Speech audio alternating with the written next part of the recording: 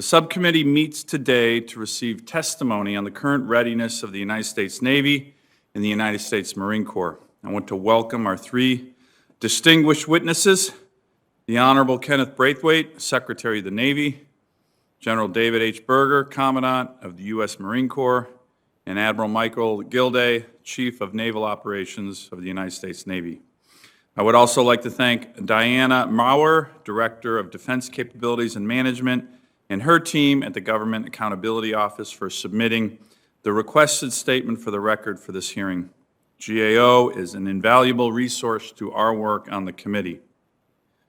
Some of the issues that I would like to address and cover today are COVID-19 and its impacts on the readiness of the U.S. Navy and Marine Corps, the Navy and Marine Corps' pivotal role in countering great power competition, as highlighted in the National Defense Strategy, the Commandant of the Marine Corps' bold new force design and planning guidance, a recent provocation of Russian military exercises, massive Russian military exercises in the Arctic, and related to that, the role of the Navy and Marine Corps as they play an increasingly important role in protecting our strategic interests in the Arctic. Let me touch on these briefly. First, the impact of COVID-19 on Navy and Marine Corps readiness. Over the last few months, this committee has received frequent and productive briefings on COVID-19 and on its impact on military readiness. As you are all aware, COVID-19 reduced operations at Navy and Marine Corps depots, canceled or postponed vital exercises such as RIMPAC 2020, and changed the way in which we train our sailors and Marines. I'm looking forward to an update on these critical issues as it relates to the readiness of our Marine Corps and Navy team. Second, I'd like to address the 2018 National Defense Strategy and the Navy's and Marine Corps' role in responding to the return of great power competition. Released in 2018, the National Defense Strategy, I believe, is still very much a bipartisan document and strategy which prioritizes the return of great power competition, particularly with Russia and China, with China as the pacing threat. Thus far, in responding to the NDS's directives, the U.S. Navy and this committee have advocated for building a 355-ship Navy and has heavily and rightfully, in my view, focused these investments on improving and expanding our nation's submarine fleet, a key area of America's strategic advantage. Third, as part of the Navy team's response to great power competition, the Marine Corps, under the Commandant's new planning guidance and his Force Design 2030 construct, has keenly focused on how to address the NDS's pacing threat, China. Specifically, General Berger has zeroed in on transforming our Marine Corps into a slightly leaner but more agile force. Commandant's planning guidance calls for a revolutionary change to the Marine Corps, at least in the Department of Defense terms, and I commend him for his efforts on being one of the services leading in terms of trying to implement the NDS. But the Commandant's strategy is not without its critics, and I'd like the Secretary and General Berger the opportunity to respond to some of those in this hearing. I'd like to also address a recent incident. I was with the Secretary in Alaska, where we saw a pure exercise of great power competition. The recent very large military exercises which took place inside the U.S. exclusive economic zone off the coast of the great state of Alaska. As some of you may already know, in late August, the Russians conducted a major war game near Alaska. Over 50 Russian warships, about 40 Russian aircraft took part in these exercises in the Bering Sea. It involved multiple practice missile launches, submarines. The New York Times reported last month in an article I'd like to submit for the record, a headline and byline, "Are we getting invaded? U.S. boats face Russian aggression near Alaska. Russia has accelerated its provocative encounters in the North Pacific, harassing American fishing vessels in U.S. waters, sending bombers towards Alaska's shores. I'd like to enter this into the record without objection, but I would like, Mr. Secretary, Admiral, an update on that, particularly the coordination that we need to improve between the Coast Guard, the Navy, and the Alaskan fishing fleets that were impacted by this. Finally, I'd like to have a broader discussion today on the Arctic, as it has become an emerging area of great power competition, and to better understand the Navy and Marine Corps' role in protecting the Arctic homeland, safeguarding the Arctic region's global commons, and as the Navy and Marine Corps do across every part of the world. In this regard, I'm hopeful to hear some positive news about a new Navy Arctic strategy, which this committee has been encouraging all the services to produce Arctic strategies. And I'm hopeful that we could also have a discussion on not only the support for building 6 polar-class icebreakers that our nation needs, but the discussion that the President started a couple months ago with his memo to senior national defense officials on where and how we should be basing polar-class security cutters in America's Arctic. And Mr. Secretary, you and I have had a lot of discussion on that. Finally, and perhaps most importantly, in this committee, I would like a prediction of who is going to win the Army-Navy football game that takes place in a couple weeks. That's going to be very important, gentlemen. In May of 1943, American troops, aircraft, and ships were sent to the Aleutian island of Attu to dislodge the Imperial Japanese troops occupying our American soil. These young Americans were dedicated and brave, but unprepared and under-equipped. The only thing that prevented the operation from ending in total catastrophe was the fact that that landing was unopposed.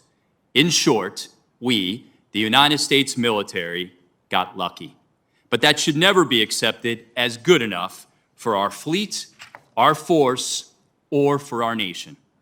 As Secretary of the Navy, I am determined to ensure that our sailors and Marines are never again sent into a situation without the right training, the right equipment, and the right leadership. Chairman Sullivan, Ranking Member Kane, distinguished members of the committee, we appreciate your efforts to ensure funding stability over the past several years. This stability has enabled a greater focus on readiness across both services, from the Navy's investments in shipyards and aviation maintenance to the Marine Corps' modernization initiatives within the Commandant's Force Design 2030. These efforts are increasing our expeditionary deployment capabilities and fleet readiness, even in the face of this COVID-19 and other global challenges. More importantly, we are investing in the training, education, and resilience of our personnel. They and their families will always be our greatest resource. As I discussed during my confirmation hearing, I was concerned about the morale of the force and its underlying effects on culture across the entire department. Thankfully, I found many efforts underway to address these concerns, and in consistent engagements with our sailors and Marines around the globe, I have discovered our morale is better than I thought it might be. But it can get better as we direct the resources to make it better. We must prepare today for tomorrow, and we must continually adjust to the threat. Our existing fleet structure operates on the premise that we still live in a post-9/11 state, where NATO's flanks are secure, the Russian fleet is tied to the pier, and terrorism is our biggest problem. That is not the world of today. And so as the world changes, we must be bold, evolve, and change with it. Instead of perpetuating a structured design to support yesterday's Joint Forces Command, we are aligning to today's threat. To meet the unique maritime challenges of the Atlantic theater, we will rename Fleet Forces Command as the U.S. Atlantic Fleet, and we will refocus our naval forces in this important region on their original mission, controlling the maritime approaches to the United States and to those of our allies. The Atlantic Fleet will confront the reassertive Russian Navy, which has been deploying closer and closer to our East Coast, with a tailored maritime presence, capability, and lethality.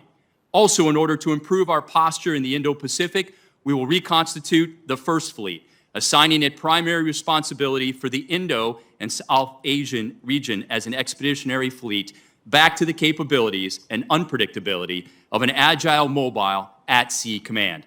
This will reassure our allies and partners of our presence and commitment to this region, while ensuring any potential adversary knows we are committed to global presence to ensure rule of law and freedom of the seas.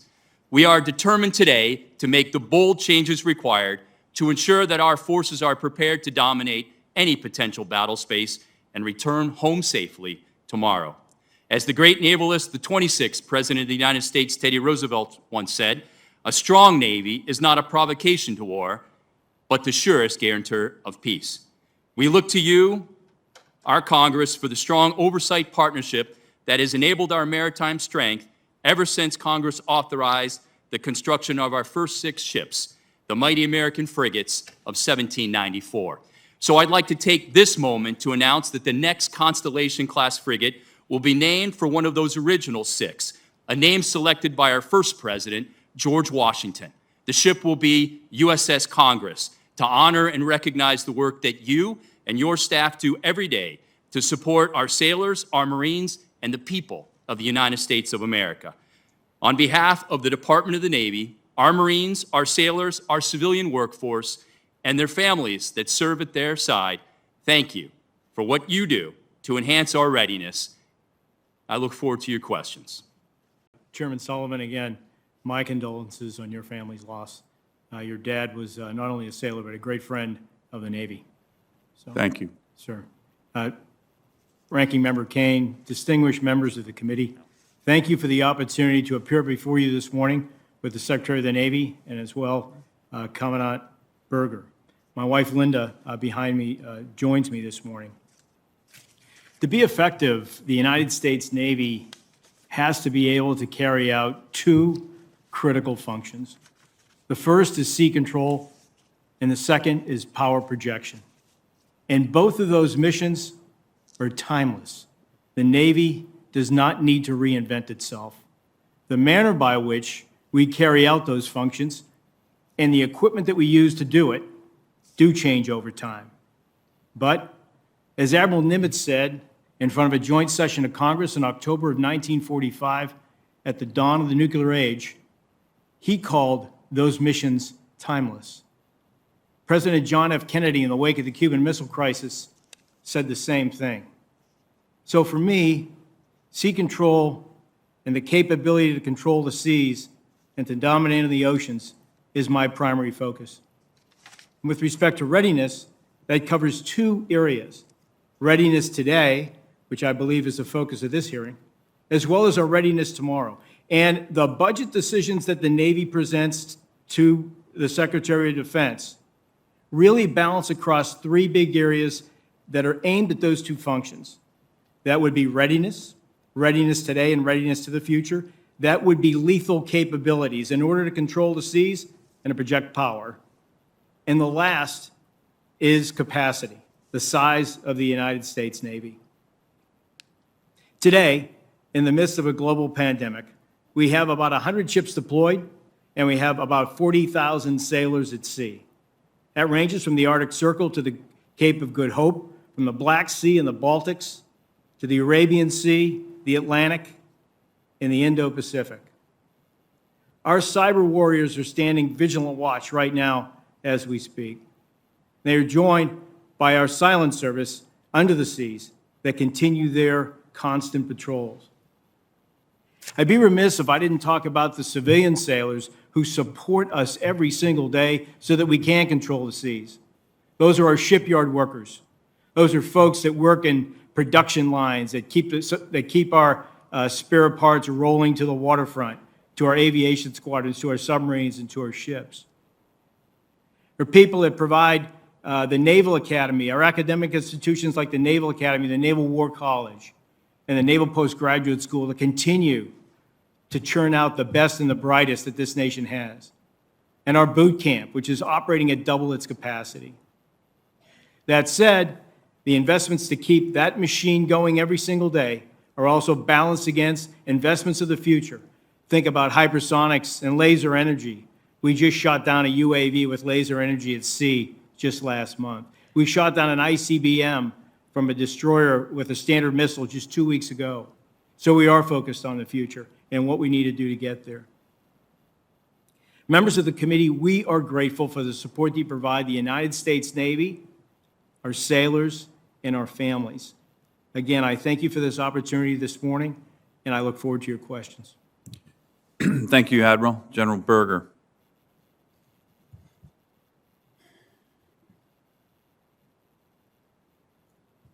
Chairman, thanks for the opportunity for us to appear this morning. And from one Marine to another, as we talked last night, just know that one Marine hurts, all of us hurt, so we're all thinking about you and your family.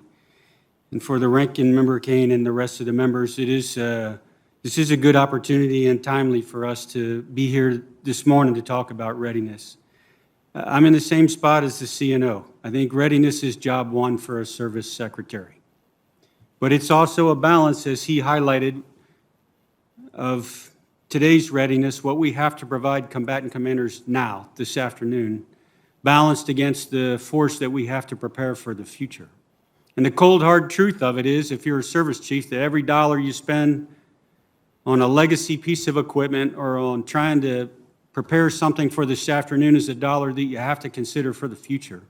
This is the tension that every service chief has always been challenged with. That said, I think you should be very confident, subcommittee should be very confident that all your Navy and Marine units that are deployed around the world are ready this afternoon. They're ready for any crisis, any contingency. And we are working very hard to make sure that we're going to stay in front. There's no adversary that's going to overtake us. But readiness, I would just offer you, I probably will break precedent in my view of readiness, how I view it. I do not view readiness as availability only. It's more than just having a platform, a ship, an aircraft, a piece of equipment available. I think you expect us to be ready in terms of, are you manned, are you trained, are you equipped, are you ready for the threat? So when we think of readiness, we're talking about readiness in terms of ready for what? Ready when?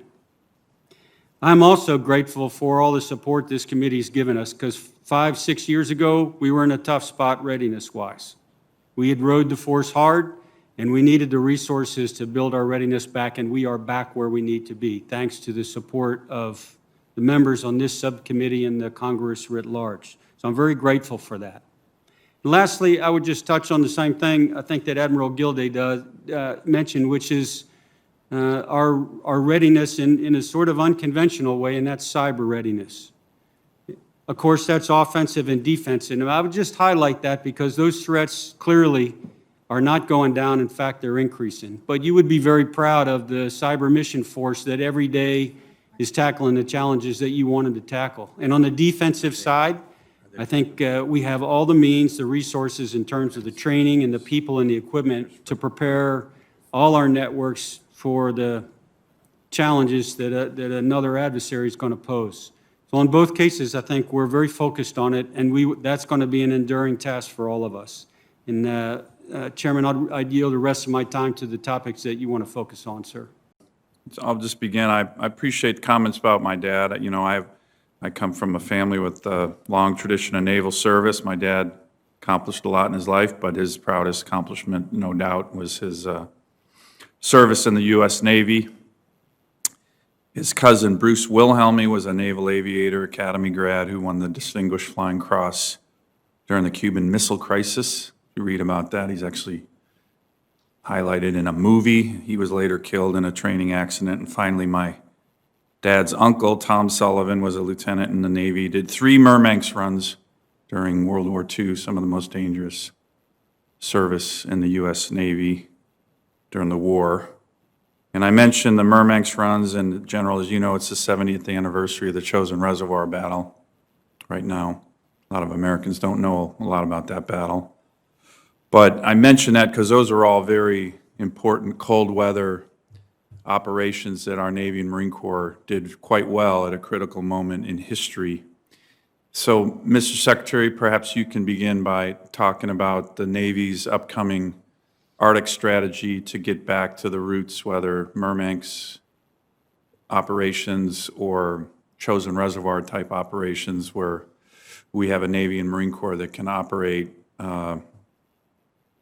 well and protect America's strategic interests in some of the coldest places in the world that are now increasingly becoming the places where great power competition are going to be taking place in the future. Mr. Chairman, I would be happy to. As you know, I'm a student of the Arctic, an advocate for the Arctic.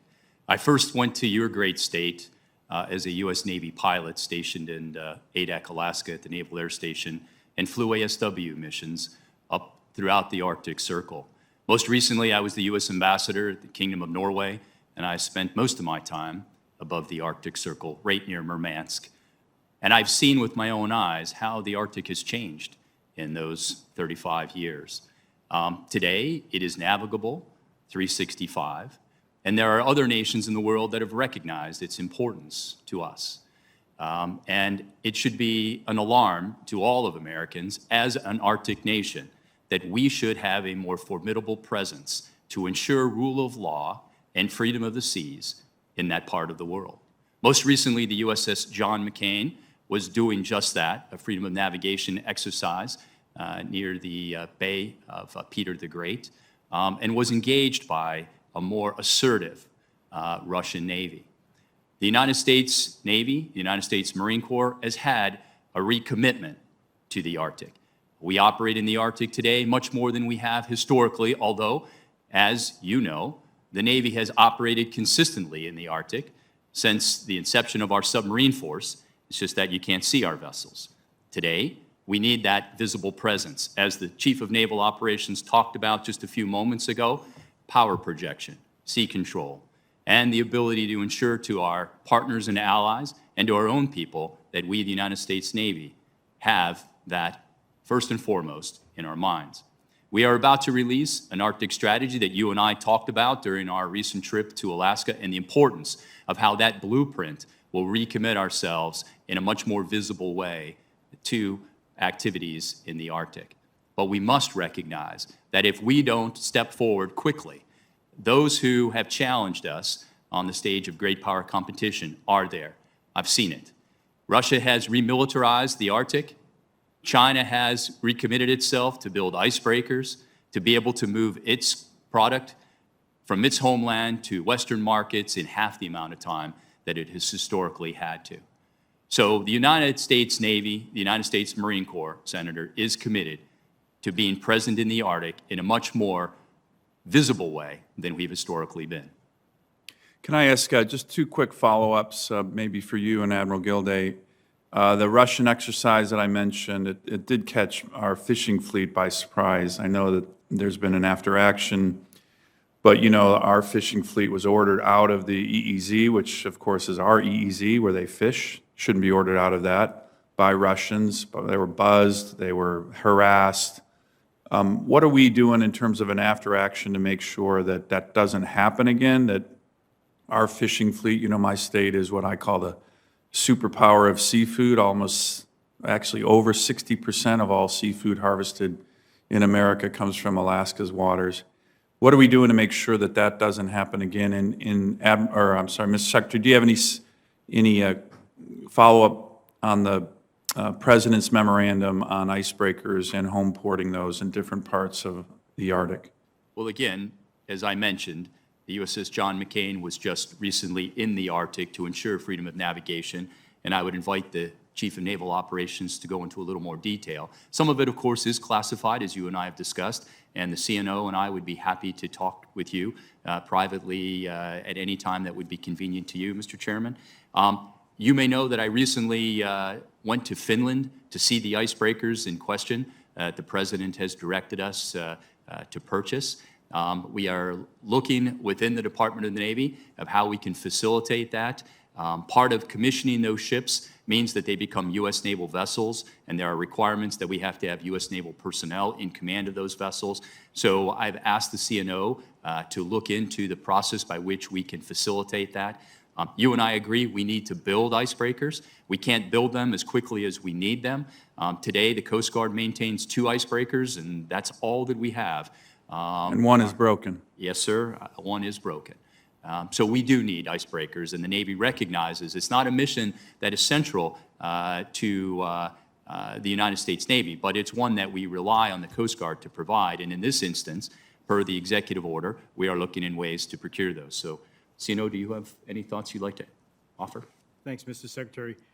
Sir, in terms of the Navy's presence in the Arctic, the Navy and the Marine Corps, I'd say that over the past year, we've done some 20 exercises in the high north.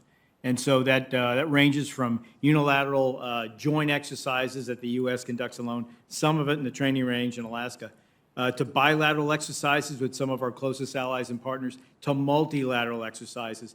And so now our operations above in the high north are not extraordinary, but they're beginning to become part of our day-to-day business. And I think that's directly tied to the National Defense Strategy, the chairman's role as the global integrator to posture the globe against those primary competitors, namely in this case, China and Russia. That would include the Arctic.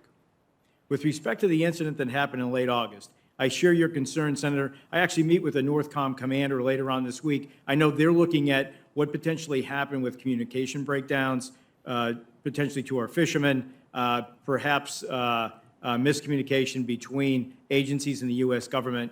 But U.S. fishermen should not feel threatened by another nation and our own EEZ in terms of fishing.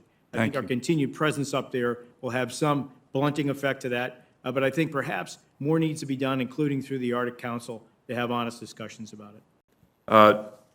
Gentlemen, I'd like to continue with the second round of questioning. And General Berger, I'd like to dive in a little bit more with regard to the Force Design 2030 plans that you have put forward that I highlighted in my opening remarks. And to be respectful and also to give you an opportunity, as you know, and I think this happens anytime someone's trying to break glass in terms of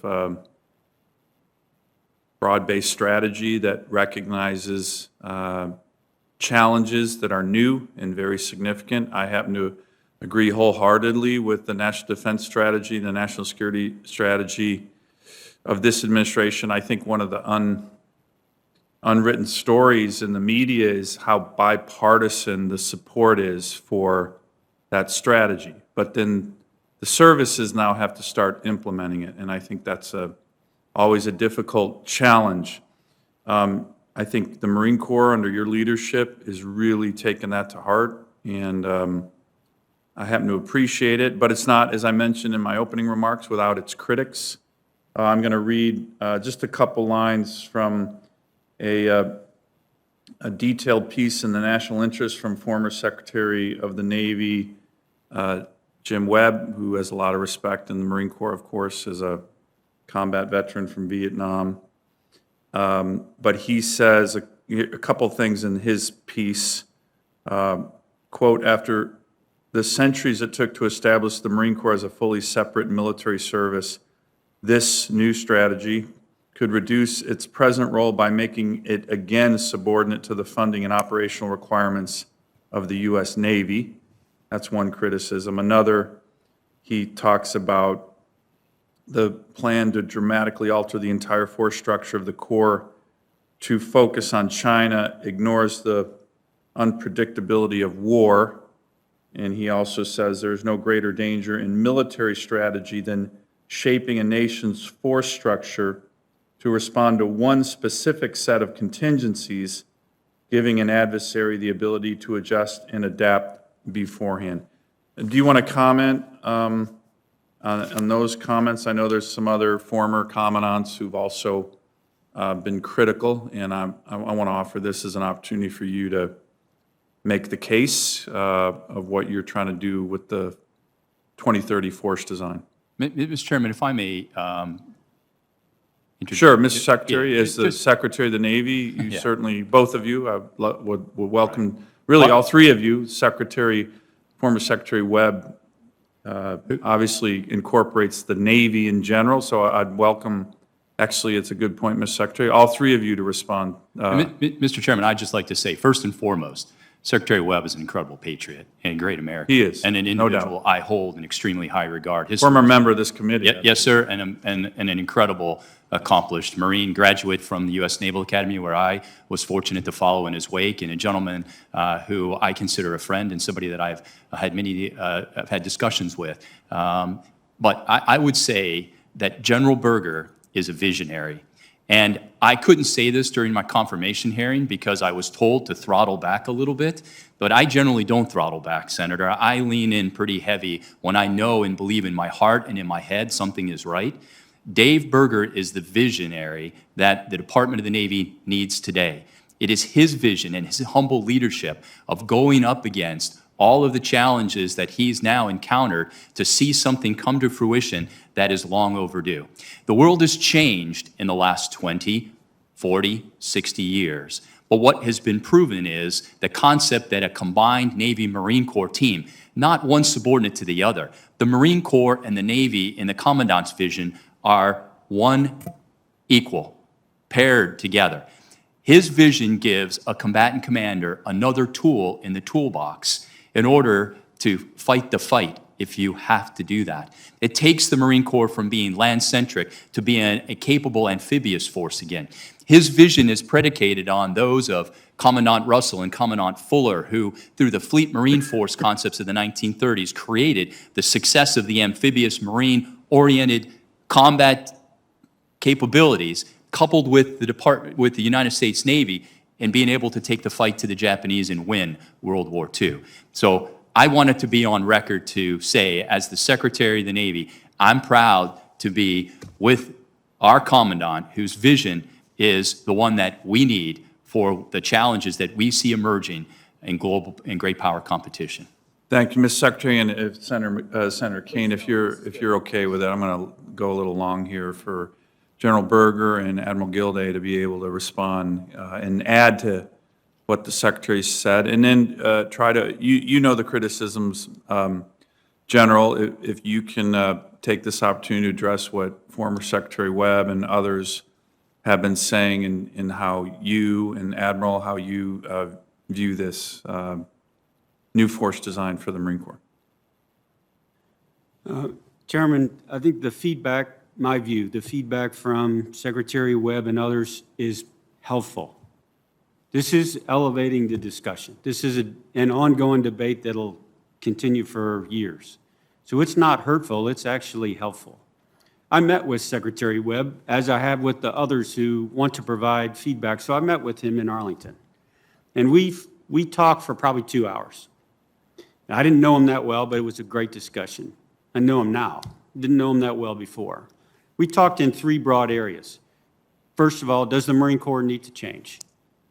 Second, if it does it need to change now? And the third part was the changes that we think that we're considering right now, the direction we're headed, are those the right changes? So in basic order, kind of Marine-like, we broke it down into 3 categories. I don't think there's I didn't see any daylight between us on, do we need to change? To the point you made earlier, we have to change. Now, do we need to change now, or can we wait to change in a year or 2 when things are a bit clearer? This is as much a judgment call as anything, but my assessment is we cannot wait. We have adversaries that are moving quickly. If we wait a year or 2 for a clear 90% picture, we'll not catch up. So in my opinion, we cannot wait. So then it came down to the changes themselves, which you highlighted. Here, there are going to be differences of opinion, but what I emphasize to him is this is just where we are right now is on the front end, not the back end. We have a lot of experimentation, a lot of learning to do. We cannot wait to move out. So we had a great, healthy discussion, and I take all the input from everybody else, not in a negative sense, but in a positive sense. It elevates the discussion. But in my assessment, my professional opinion, we have to change. We have to move out now, and we have to preserve enough to learn in the future over the coming years to make sure we get it right. Thank you, General. Admiral, would you care to comment? Thank you, Senator. I go back to what I said in my opening statement, sea control and power projection. And so Nimitz said it was timeless. President Kennedy said it's timeless. If you look at the missions of the NDS today, they require those functions from the Navy Marine Corps team. What General Berger is doing is giving us another, as the Secretary said, tool in the toolkit. So what changes today is not only what we fight with, but how we're going to fight. And we have to look at that fight in every domain from the seabed to space. The Marine Corps brings a terrestrial capability to the problem of sea control, a function that we still value. If the nation believes that we need a United States Navy and a United States Marine Corps forward so that the fight stays forward and not in this country, then that's an investment that you want to double down on. Because what General Berger is bringing is an asymmetric advantage to that particular function, something that the enemy is going to be, it's going to be difficult to find, difficult to pin down, and difficult to take on. We're going to be coming at, it gives us many more options, it presents more options, as the Secretary said, to a combatant commander, to confuse an enemy and to come at him with multiple vectors, with multiple tools in the toolkit.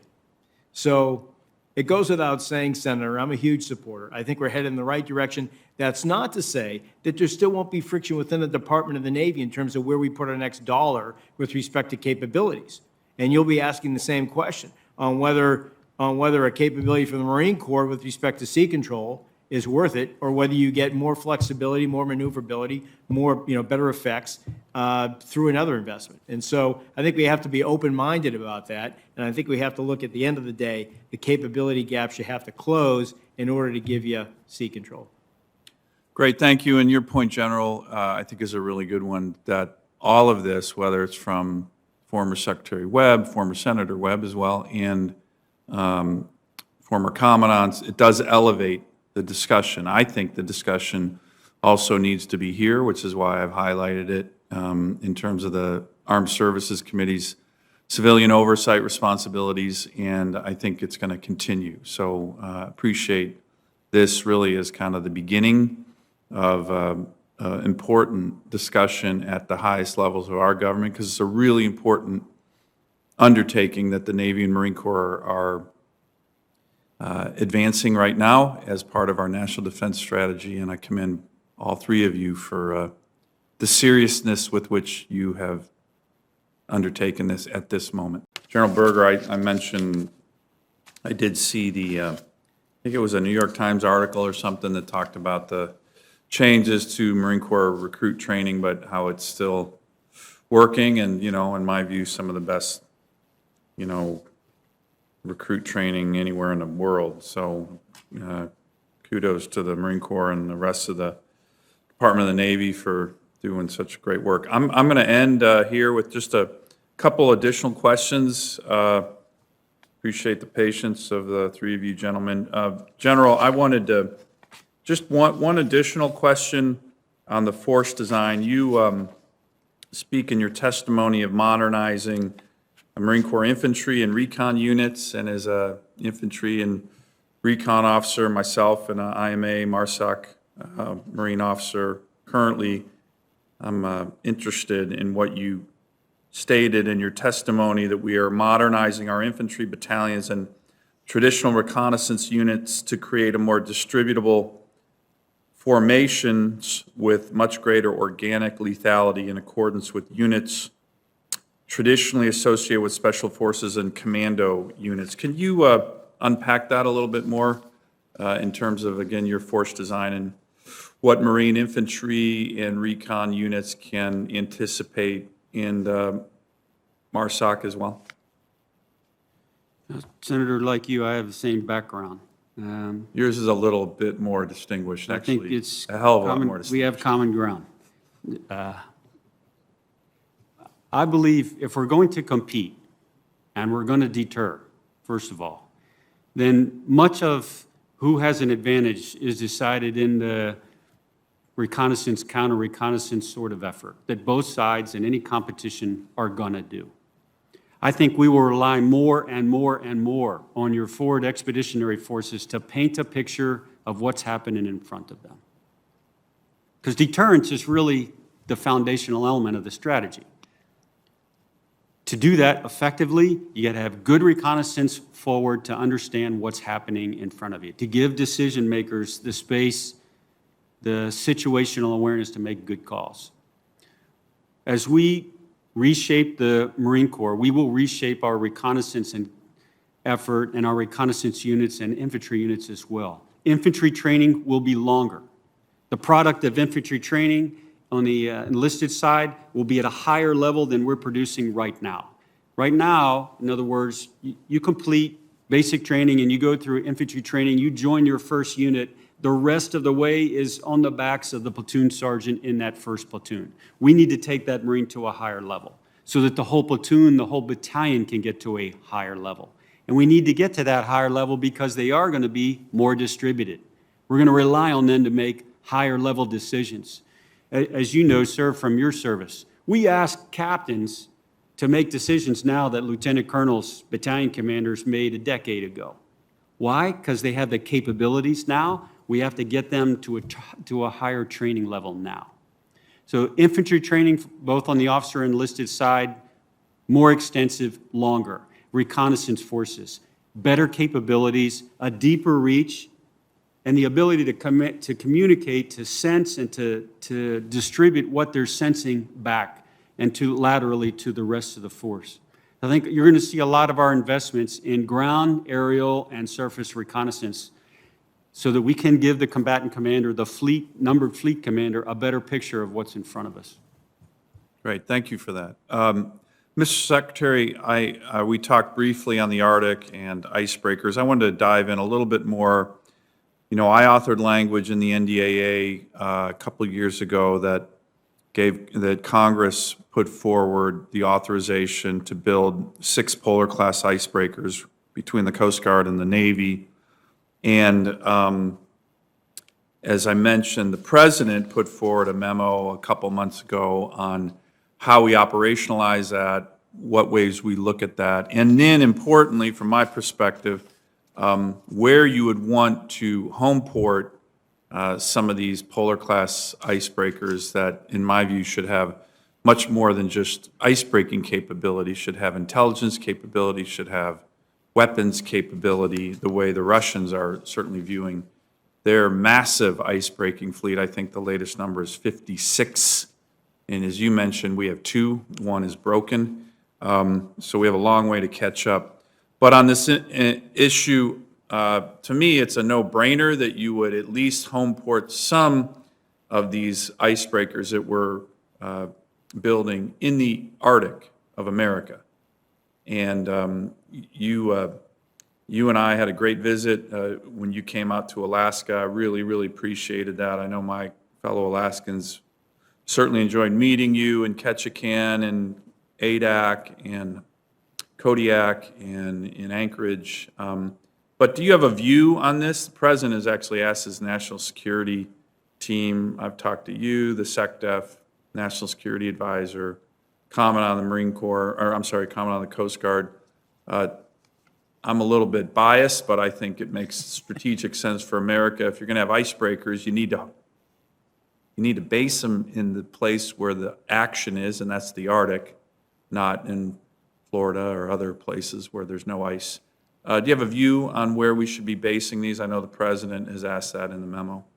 Mr. Chairman, I always have an opinion. I Good. think you know that. Love to hear it, especially if it's the right answer. However, as you and I also discussed, the United States Coast Guard does not fall under the command and control of the Department of the Navy. I'm asking you in your personal Of opinion. course, we could change that, you could change that, and I'd be happy to incorporate the Coast Guard as part of the Department of the Navy. I'm not committing to that As a right now. sister maritime service, I think that would be wonderful. It doesn't take anything away from Homeland Security, but I love the Coast Guard. They are incredible partners.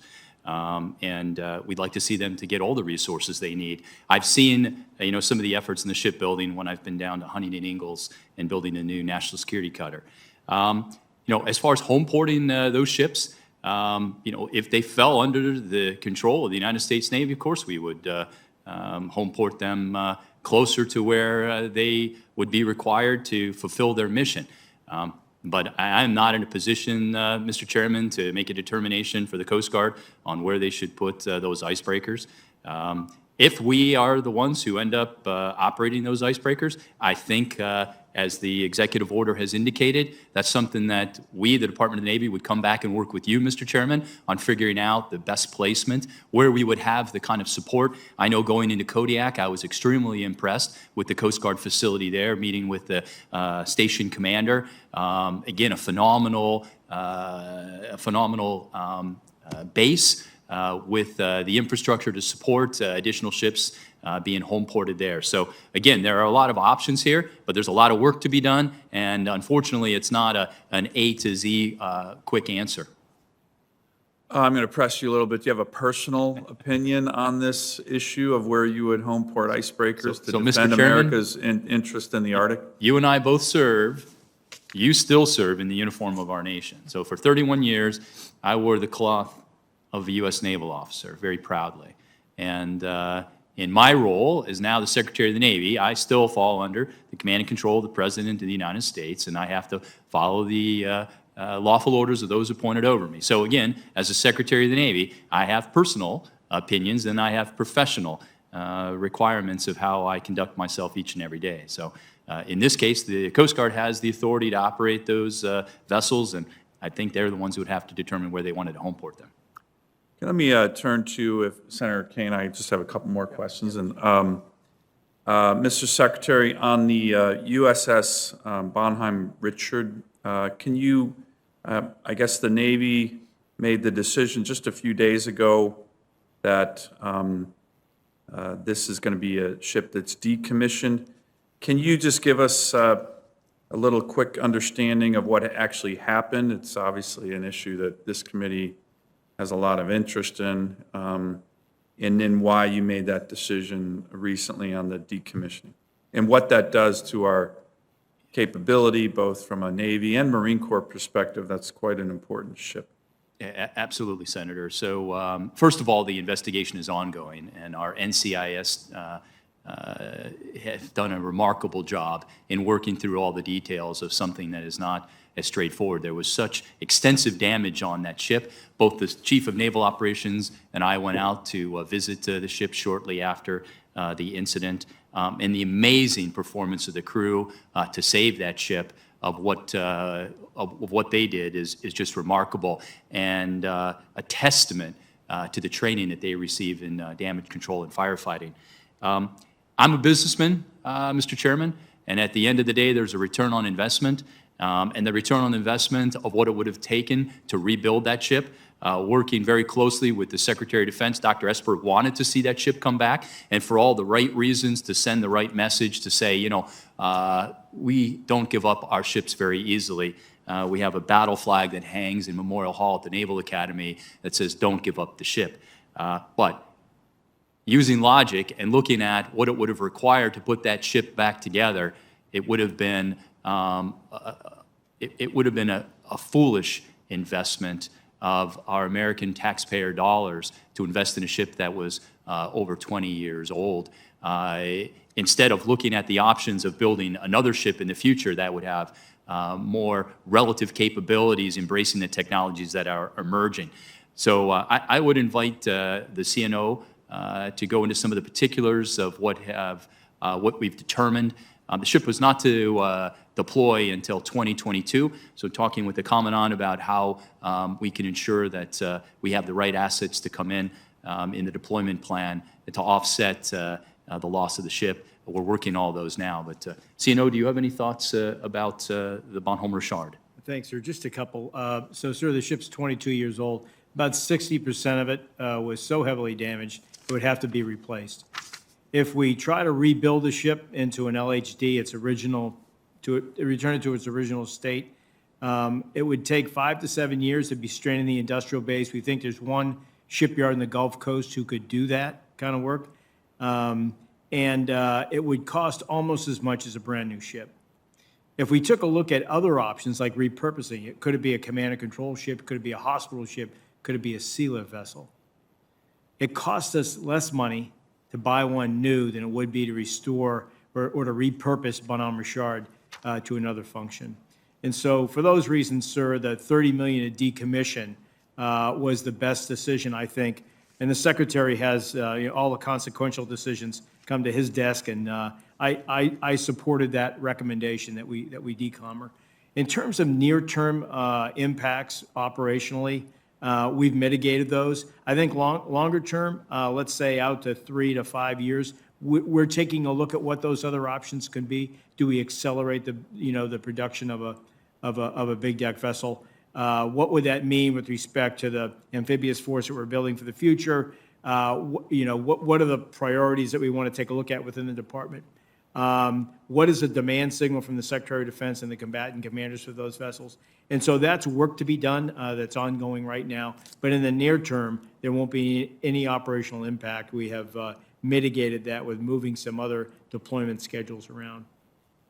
Great, thank you for that answer, and we're going to look forward to the report when it's done, both if it's classified or unclassified, on what happened and some of the actions. I know there was a lot of sailors that undertook very heroic actions to try to save that ship.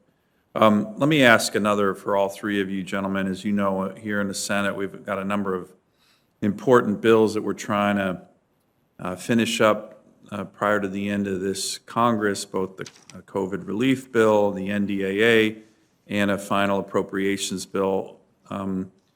Importantly, that's going to have military appropriations, but it's not for sure we're going to be able to get there. There's a lot of work that's being done to try to get a compromised bipartisan bill. If we don't get there, and we have to settle for a continuing resolution, which is certainly not ideal. It's better than a government shutdown, but it's not ideal.